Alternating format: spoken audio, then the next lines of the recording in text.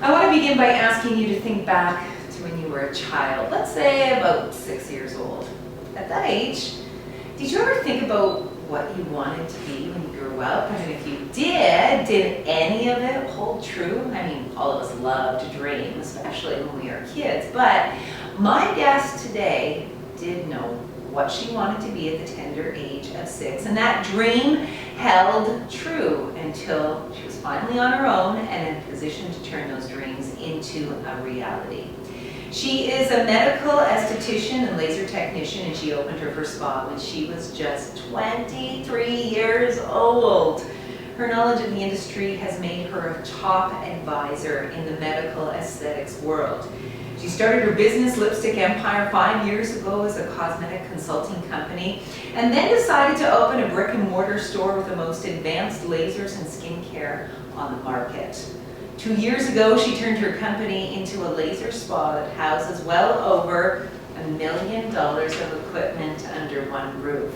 And since she wasn't busy enough, 6 months ago, she founded a digital marketing company and was recently nominated for an Alberta Entrepreneur Award and a Top 40 Under 40 Award.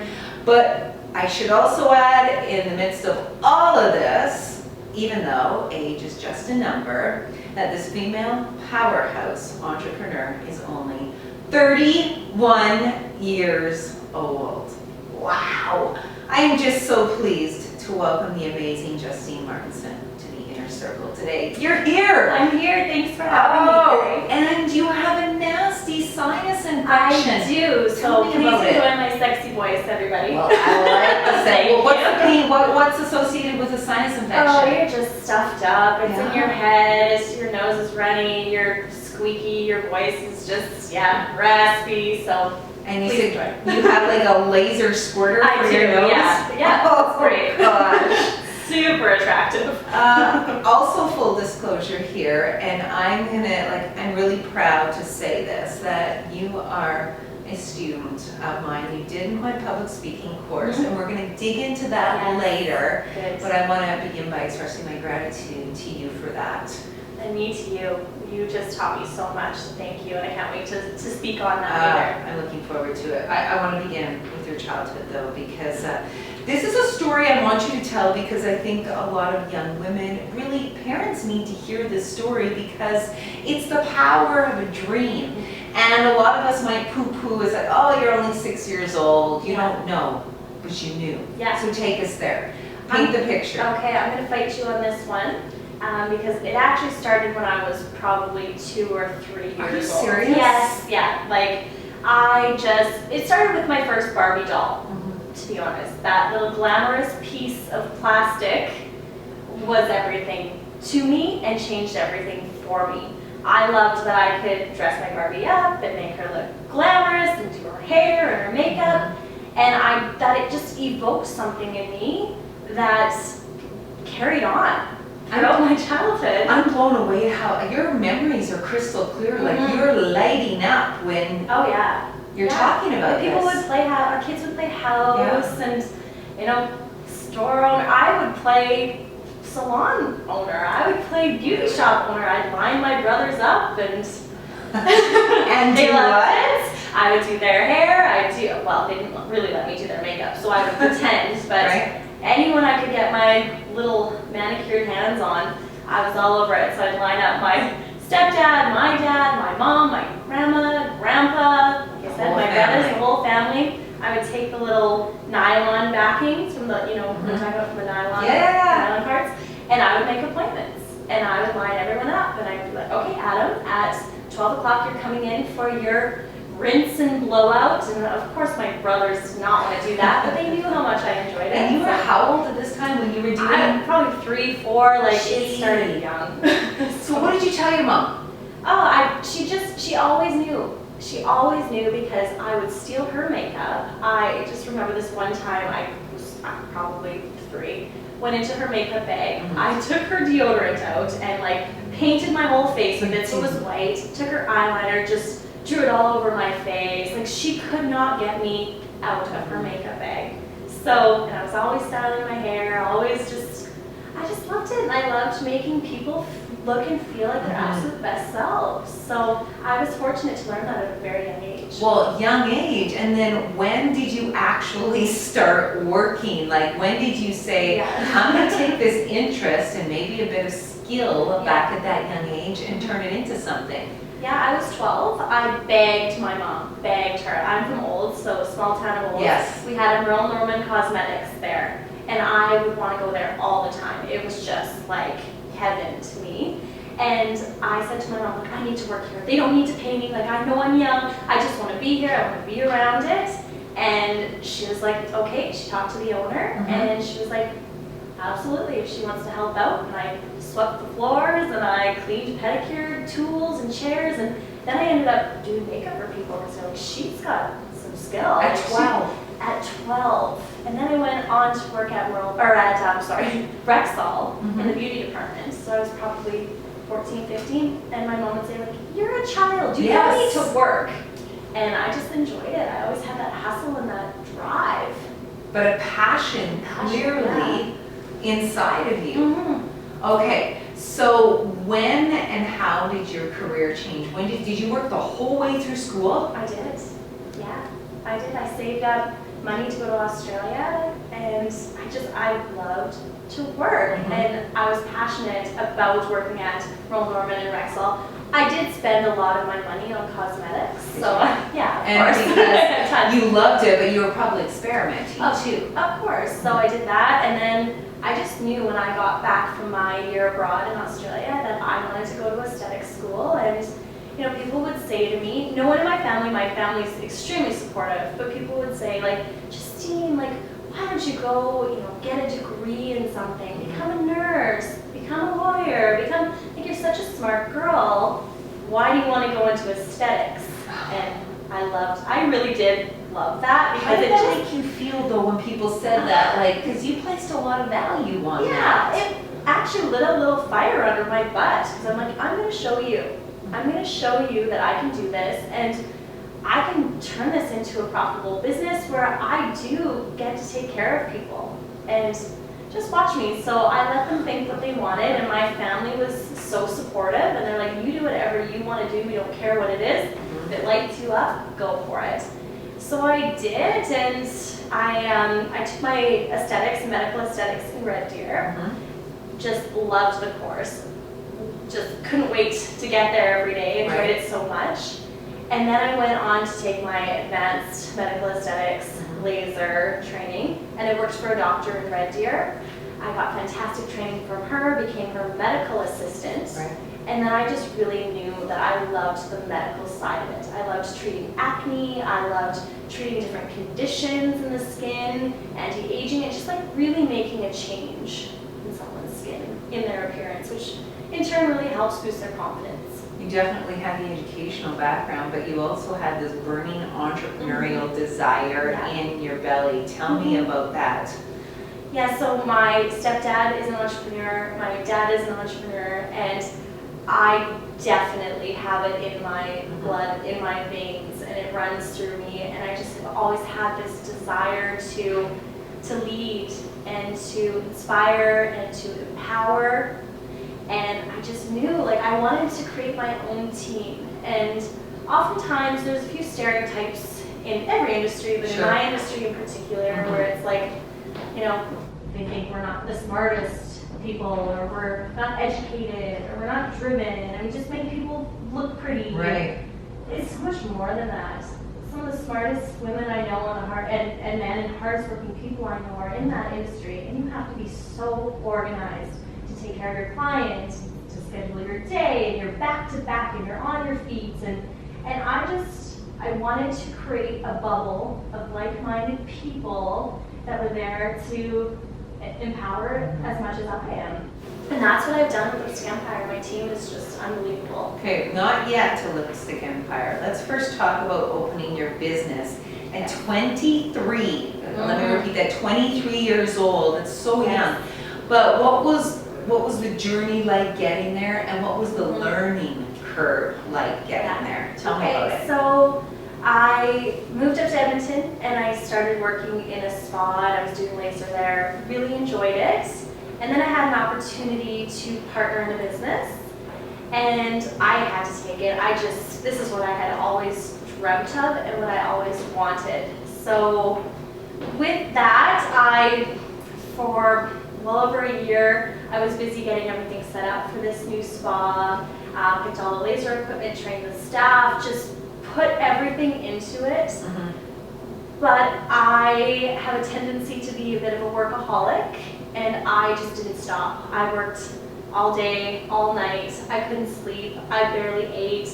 I just worked, and realized very quickly that this wasn't the right venture for me at that time. Could you see it when you were in the thick of it, that like, okay, I might be getting a little bit in over my head with work hours, like this is killing me inside? I just thought like, that's what I needed to do, that hustle. Like I just had to do it.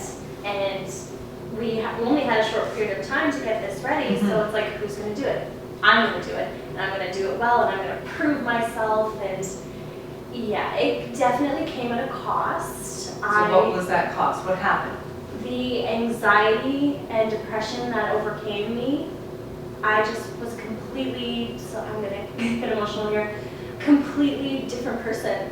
I lost a huge part of myself. I lost probably 40 pounds, and I didn't have 40 pounds to lose. I just did not have time I didn't make time to eat or to nourish my body or to feed my soul. It was like, what can I do for this business? And that was it. I was on, like, I had a one-track mind, and that's all I would do. So talk about the depression. What was that like? It was really tough because I always felt like I was drowning. Like I always felt like I was underwater and I couldn't see the surface. And I always explained it, and this is how I would explain it to my mom, because she knew I was hurting and she wanted to help me, and she's like, well, let's talk about it. I said, it actually feels like somebody flipped me inside out and everything is exposed. Like you can feel everything. You can almost feel people's thoughts, and your mind plays tricks on you, and you go to a really dark place. And I had never been there before. I was just, this bright-eyed, sparkly person who just made everything beautiful and was full of life, and all of a sudden I had no life in me. And you're battling anxiety. Mm-hmm. How did that manifest itself in you? It just, nothing was ever good enough. I put that pressure on myself, and nothing was good enough. I would work all day long, all night long. I would surpass all of my deadlines. I would do everything I needed to do and then some, and it still wasn't enough for me. Did you feel fulfilled at the time, Justine? Like when you were going through all this, I mean, you're just pushing yourself right to the edge, but and battling these conditions, did it fill your cup up, or did you feel like a shell of yourself? I was empty. I was a full shell of myself. It's the best way to describe it. I don't even know who I was at that time. Like people that know me are like, I couldn't hold a conversation. I could not engage. I couldn't enjoy anything. Like nothing was exciting. Nothing was fun. Nothing tasted good. Nothing my senses were all gone. I was numb. Yeah. What helped you through it? What made you see that there's a better way, another side? This is not healthy. Yeah. So my friends and family were such a huge support and always are. And my mom said, Justine, what can I do to help you? She'd send books to me and try and just comfort me. And then we were talking one day and just decided that I did need some professional help. It was getting really bad. And I was constantly on my phone, and I just couldn't separate myself from that. So I decided to go see a psychologist, and that was my silver lining. That was the greatest thing I have ever done for myself, and that did save my life because I was so depressed. I got to the point where I didn't get out of bed for months at a time, and I actually, 2 weeks before the grand opening of the spa, I had to quit because I was, to quote my psychologist, I was one step away from a nervous breakdown, and I had to quit, and I could not ignore medical advice. So, Justine, what's at the heart of this? Was it a desire to really excel, or why? Like, why are you putting so much pressure on yourself? and even now, I do it. I'm like, I feel, and this is gonna sound crazy, that I'm an underachiever. I don't feel like I achieve enough. And it's, my family doesn't put this pressure on me, it is all me, and I have to check myself and say, you're doing everything you can. You're giving back, which I always wanted to give back to my community. That was one of the reasons I wanted to be an entrepreneur, is because I'm like, I want a platform where I can give as much as I can to my community. And we're going to dig into that in a bit, I'm doing that, but it's just not enough. I could be giving more. I could be doing more. You know, what other businesses can I get involved in? What else can I do? How can I help? outside of before you went to see a psychologist, something as women we have a difficult time doing is asking for help. Did you ask for help, or were you too afraid? I was too afraid. Yeah, I had to go for help. It wasn't like, you know, oh, maybe I should. No, like I had to. It was really, really bad. I was extremely low.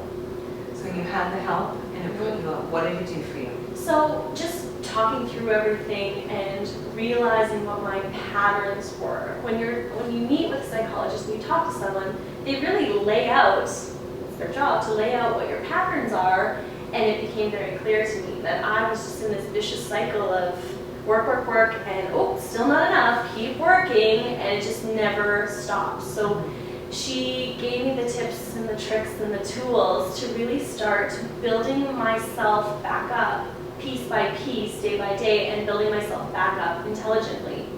So she wouldn't let me hit rock bottom. She wouldn't. And that was everything to me. And she would recommend books, and I would see her sometimes twice a week. I just needed that, and she saved my life.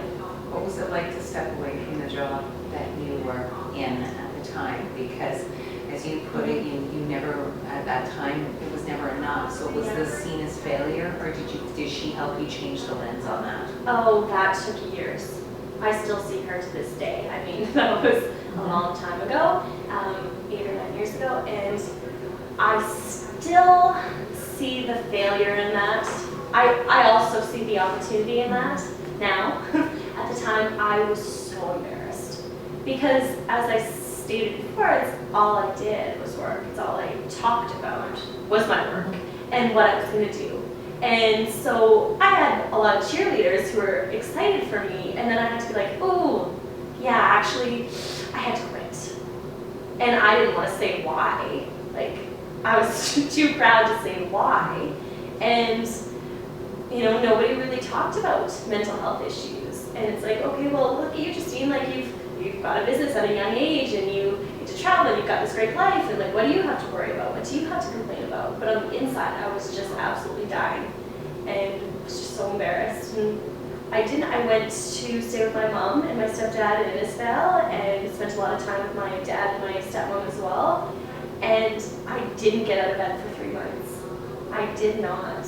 I just 3 months. 3 months, like I stayed with my mom, and she just, you know, did whatever she could. And it came to the point, I remember my stepdad coming into my room and being like, okay, you gotta get up. Enough. Like, I love you, you gotta get up.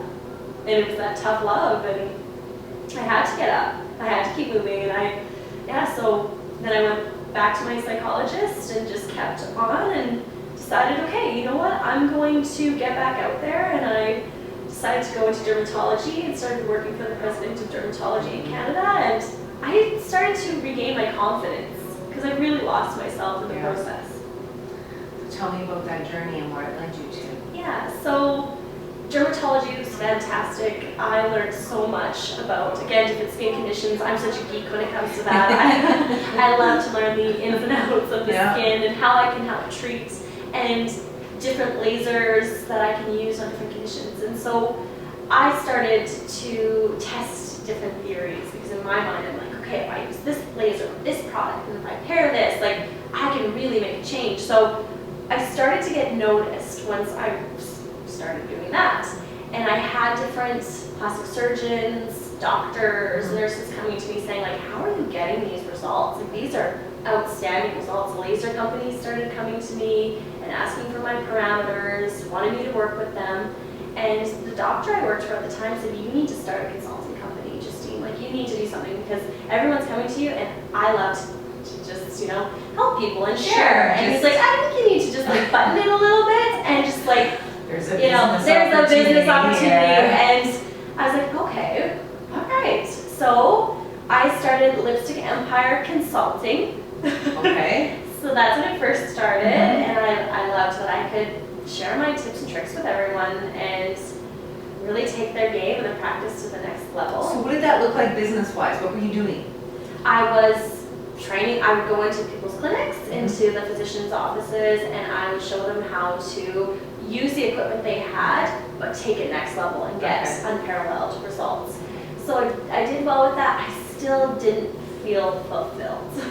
Still not yet. Not yet. No, there was something missing. I knew I was capable of more. I wanted more, and I had that drive and that ambition that I lost for a little bit of time. I hope it came back with a vengeance. Yes. Yes, it did. So in dermatology, I just knew it was my time to go out and do something for me. So the next big step was opening your own clinic. So tell me about it. Yeah, so I decided to jump in both feet. Anyone that knows me knows I just jump and I build my plane on the way down. That's a great way to frame it. And when I'm really scared, I know that it's the right thing. And I know that I'm pushing out of my comfort zone. And it is terrifying. And I quite often feel uncomfortable. I think I just live in that uncomfortable state. But you know, I just thought, okay, it is my time. I'm going to build my team, get some machines, find a space. So I quit my job and I found 2 teeny tiny little rooms in a hair salon. So I had 200 square foot rooms. Wow. And I had 5 lasers. What? Yes, because I was working with a laser company. They take up like half the room. Oh yeah, so I had a bed in there, and then I just would, it was like Tetris. I would wheel one in and wheel the other one out, and I would, you usually need about 15 minutes to plug everything in, and my clients, they didn't care where I was. It didn't matter to them. They knew they were going to get the best service possible, and it was really fun, but I outgrew that space in 5 minutes before I moved into it. Right. So my my brother's a commercial real estate agent. I said, you get looking, like I need a space. And he's like, oh, you know what, just take your time. Like, nope, I don't take my time, just let's look for a space. So I think I was in there for about 9 months, and it was tight. And I just had this overwhelming urge to go on Kijiji, and I don't often go on Kijiji, and I was like, just look on Kijiji. There might be a space, and there was. On Kijiji? My space was on Kijiji. Wow. It was a massage clinic. It was fully built out. So I manifested this. I said, I want a space that's fully built out, that I can just move my machines in, put some pictures on the wall, and people would say, okay, come on. And I said, no, it's going to happen. Did you say it out loud when you say you manifested Oh, it? yeah. You're saying, I had it on a this. vision board. I talk everything into fruition. Like, I will talk things through before they happen, and people probably think I'm nuts, but I'm like, nope, it's going to happen, and it does. So I talked this one through, and sure enough, they couldn't fulfill their lease, and it was a massage clinic. I had the beds, I had everything. I just had to wheel my lasers in and get my sparkly little photos on the wall and pictures on the wall, and yeah, I jumped at this opportunity. So I went from 200 square feet to 1,600 square feet. Oh boy. And I needed staff. So I found the lovely Catherine, who is still with me today, who is just the sweetest person and so talented, and started there. And then her and I would do all the reception, and it was like, then we were bursting at the seams, and then we needed a receptionist, and then we needed another person, and now there's 9 of us. So you were how old at this point? Were you 23? No, at this point I would have been 27. Okay, what did you know about running a business? Well, I thought everything. I mean, I had no shortage of confidence, and I just thought, oh, I can do this, but I learned fast and hard, because when you are a business owner, and it is your money that's at stake, you learn because you lose thousands of dollars, and then you're like, okay, I'm never going to do that again. I'm not going to make that same mistake again, and then you do it again, and then it happens. But I was learning the hard way, and then I thought, okay, I really need more mentorship. So I would lean on my dad was very helpful to me. He is in law, which really helped my brother being in commercial real estate, my other brother's in business, and they all helped me, and I just really leaned on my resources. And whoa, this is big. I want to stop you there because that's a new Justine. Because you talked about how at the beginning you didn't want to ask for help, and now you were asking and leaning on everybody. What happened, and what did that whole mental health journey teach you to lead you to this point? Vulnerability, which we often forget.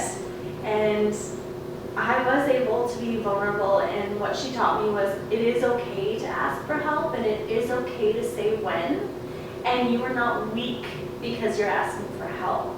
That is not weak. That is actually, that shows so much strength to be able to ask for help. And that is what makes a good leader. You have to be able to ask, and you have to be able to delegate, and you do need to lean on people. You can't, I don't know, you cannot rise to the top on your own, and I would never want to. So bringing everyone with me. So how's your mental health at this point as you're building it up? It's, I still have my days. Like I said to you earlier, I still think that I'm an underachiever, which I know everyone shakes their head at and is like, okay, all right, but I still see my psychologist, and I see her about once every 6 months now, just to check in. And I do have my days where, the sky is falling, and I'm like, okay, what if this? And I'm thinking worst case scenario, and then I have to kick myself in the butt and say, nope, let's replace these thoughts with a positive thought. And it's that what if I fall? It's what if I fly? And I just switch it to that. And it is a daily practice. Yeah. Love the way you frame that. Something I've really admired and watched from a distance is as you are building up your business, and you're everywhere right now, I see one of the biggest game changers that you've done is you have dug into your community. And you mentioned that, alluding to the fact you wanted to help, but your philanthropic endeavors are admirable. Tell me about the way that you approach this and some of the things that you do. Because at the end of the day, let's be honest, this is about business. I mean, you are helping the community without a doubt, but this is really creative marketing, and many people can learn by listening to this. Yeah, so I do find causes that I really believe in, which is hard because there's so many worthy causes out there. So I do have to, you do have to pick and choose. So this year I worked with Sarah Chan and with yourself for All In for Youth, and that was so special to be able to raise funds for underprivileged youth in our community that want to have extracurricular activities and deserve to have that and need mentorship and support. So that was a big one for us. We did a huge sponsorship with the United Way, and we've continued on with the United Way. We did $150 gift certificates for anybody who sponsored a girl. We did 20% off services for a year for anybody who, How many of those $150 gift certificates did you give out?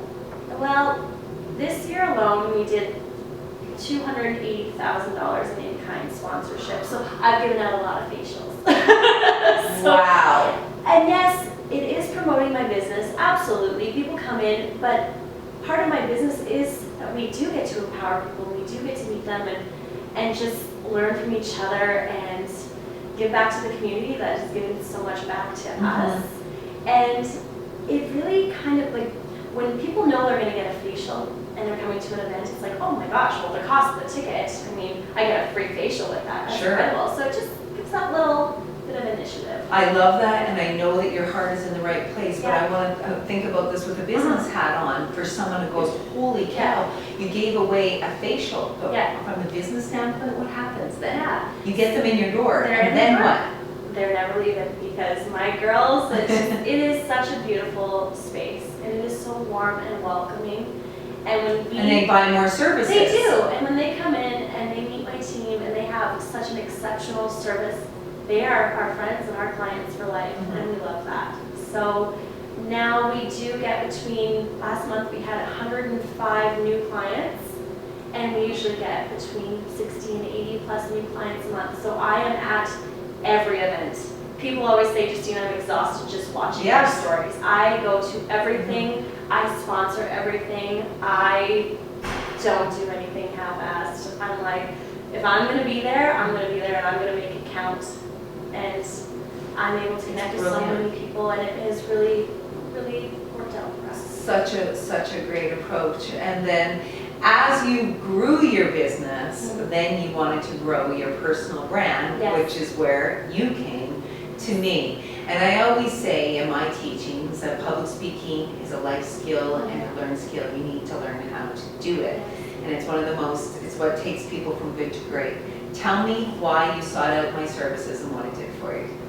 Well, first of all, I have always looked up to you, and I always knew that I wanted to use my voice. I have a story, I have a passion, I want to empower, and I wanted to use my voice, but public speaking terrified me.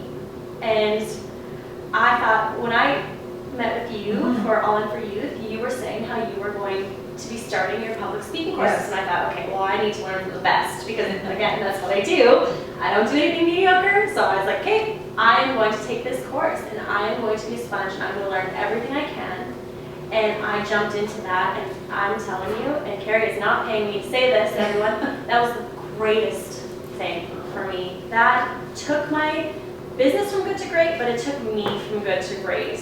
And it opened up so many doors for me, and you wouldn't have found me caught me dead speaking in front of a room full of people. Sorry, I'm just taking a breath.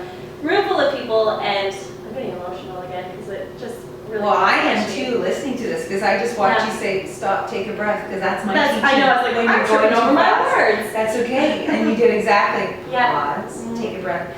But I remember when we began our journey, and you said to me, you used the words, you said, Carrie, public speaking, I'm paralyzed in front of the crowd. Sharks and public speaking, my worst fears. Yes. So now it's just sharks. Oh, I love that. But I mean, after you finished my course, actually it was in the midst of it, to be fair, you gave you've given a number of powerful speeches. 4. Tell me that, which is crazy. Tell me what it was like for you giving that first speech. It was so exhilarating. It was. I was nervous, but you were so supportive, and you were by my side, and you called me before my event, and you said, "You got this. Are you chewing your gum? Are you singing your songs?" And I followed all of your instructions, and you just really gave me that confidence boost, and you helped me craft my message, which was so powerful. And the first time I spoke, I didn't know how it was going to go. You never know. And it's like, are people going to want to listen to me? Is my message valuable? Like, I think it is, but like, is it going to resonate with anyone? And the whole room was laughing and crying, and they were just on this journey with me, and I got to be so vulnerable, and the love I received from that, there is no greater feeling than that. And then I was hooked. I couldn't wait to do another one. You described it as a really powerful experience for you, wasn't it? Because you never expected it to be. No, I thought I was going to do it, and I was never going to do it again because, oh man, that was so terrifying. But I could not wait to do it again. And so I had 3 more opportunities to do it again. And I had the Babes Who Brunch ACE class, which is all over Canada. They ask female entrepreneurs to speak. And I went from never speaking to a 40-minute speech in front of 100 women and 1 man. That 1 man was my brother, Adam. And I did it. You got a standing ovation, didn't you? I did. The first one they've ever had, which is how did that make you feel? Really great. And I actually, at one point, I could not see my speech through my tears. I just left it all on that stage. There was no stone left unturned. I went there because I had 2 more speeches before that one, and I kind of like dabbled. And I kind of told my story. I was like, no, if you're going to do this, and if you're really going to make an impact and help people with their mental health journey in any way, you got to tell them give them all the dirt, like give them everything. So I did, and people were just sobbing. And I spoke to my brother, and it just said how he, alongside my other brother Steve and my dad and my stepdad, they never let me know inequality, ever. I could do everything those boys could do, and anything I wanted, I could achieve. And I know it exists, and I want to fight really hard against equality, but I have personally never known it from my family. And so I said to everyone in that room, and there's one man here today that shows, like, there's no inequality for me, and they love and support me, and I've never seen my brother cry. And sorry, Adam, that I'm saying this, but everyone looked over at him, and he was just sobbing, and that's what really.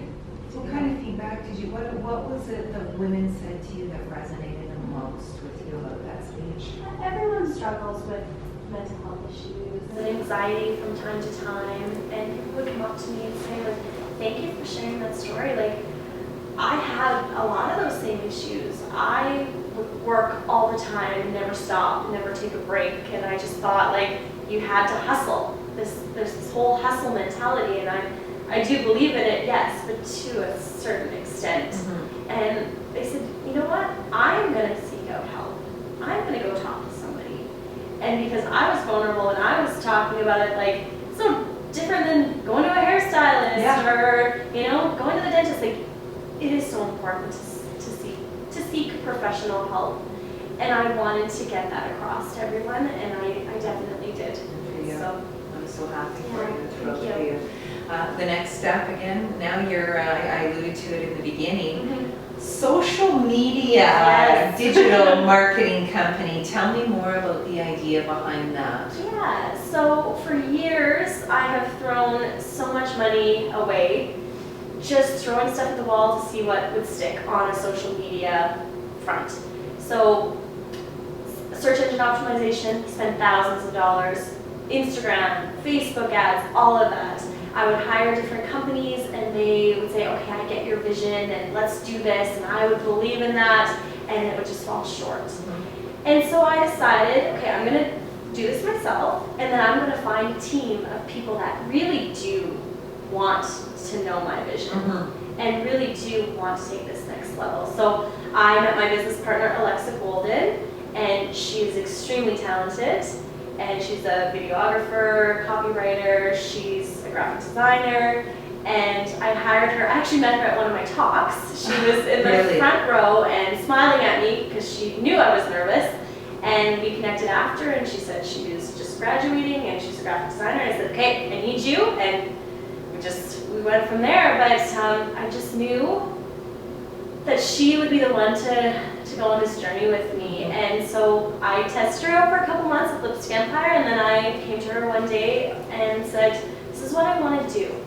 We have done so well with Lipstick Empire with our branding and really connecting with our community. I want to be able to take what's in people's heads, our clients' heads, and in their hearts, and be able to put it out there on a digital platform. And really really be able to portray their hopes and dreams and get that across to people. And she said, okay, let's do this. And so we found someone who's extremely strong. Her name is Sarah. On search engine optimization. I don't speak that language. It's a very difficult language. It's a different language. And I just keep adding people to my team, virtual assistants, people that I find along the way that I know are so talented and just experts in their field. And then we've just had the opportunity to work with such amazing clients, including me, including you. It's just such an honor, and we just love being able to share your message. Well, I love the partnership that we have going, full disclosure on that, because you really helped me.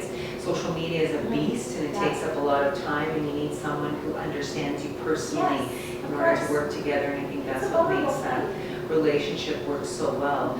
I do salute you for being an entrepreneur that's diversified, because I know lots of entrepreneurs that stay the course in their business, but lots that acquire little other businesses around them, and that's what you're doing.